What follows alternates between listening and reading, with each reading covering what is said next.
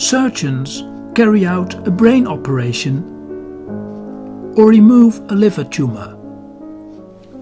Today, spectacular operations are commonplace and are often guided by advanced technology that provides an increasingly accurate image of our internal organs. The anatomy of the human body now holds very few secrets. But all progress started somewhere, and this also applies both to our knowledge about the fabric and functioning of our body and to creating images of the body in order to share anatomical knowledge with a wider audience. The biggest breakthroughs in this area probably occurred in the 15th and 16th centuries, a period during which great changes took place in art, technology, and in our perception of the living world and our place in the universe. The early days of anatomy saw many pioneers who, driven by both fascination and ambition, opened the corpses of the executed to describe their organs and tissues, illustrating their findings in paintings and prints. Partly due to these publications, scholarly networks arose in which scholars copied and criticized each other's works and ideas. The dissemination of knowledge could not be halted by political and religious boundaries. Within these networks, many threads joined at one person. Andreas van Wezel, Andreas Vesalius, was born on December 31, 1514 in Brussels.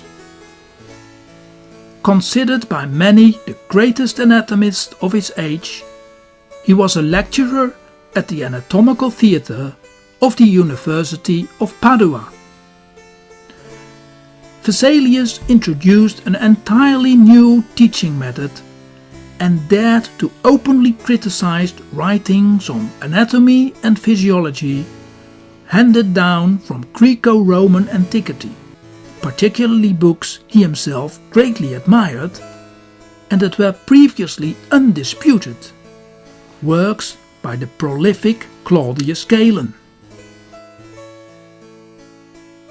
Was among the first to recognize that the observations and theories of Galen had been based upon dissection of all kinds of animals rather than on human corpses.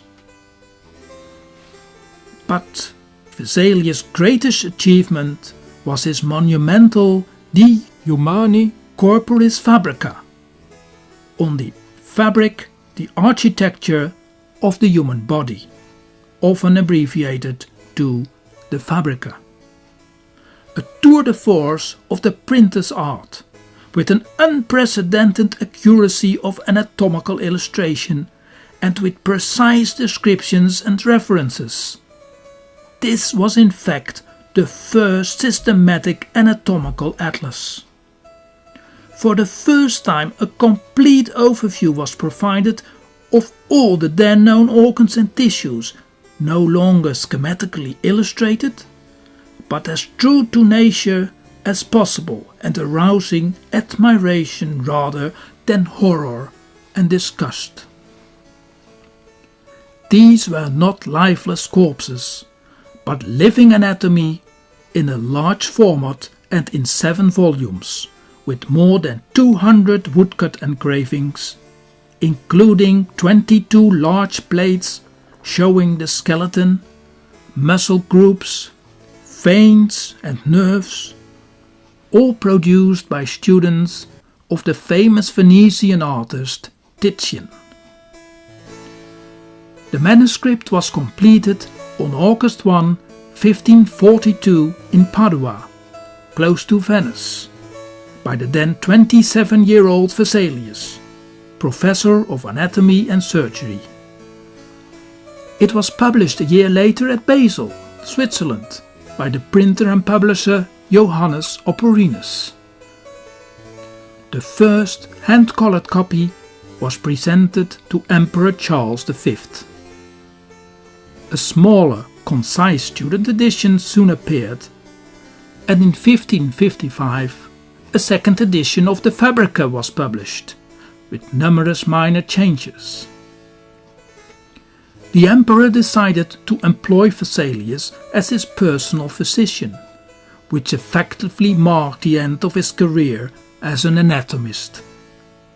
He accompanied the emperor on European battlefields and became medical advisor to the aristocracy. Eventually, Vesalius came to languish at the Spanish court of the emperor's son, Philip.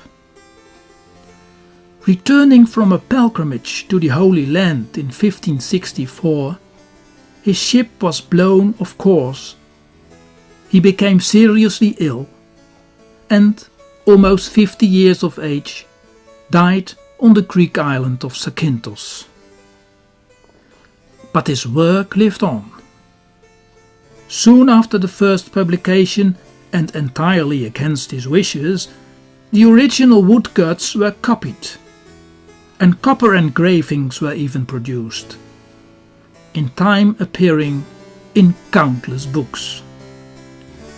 This contributed to the fame of his life's work and influenced many other medical pioneers.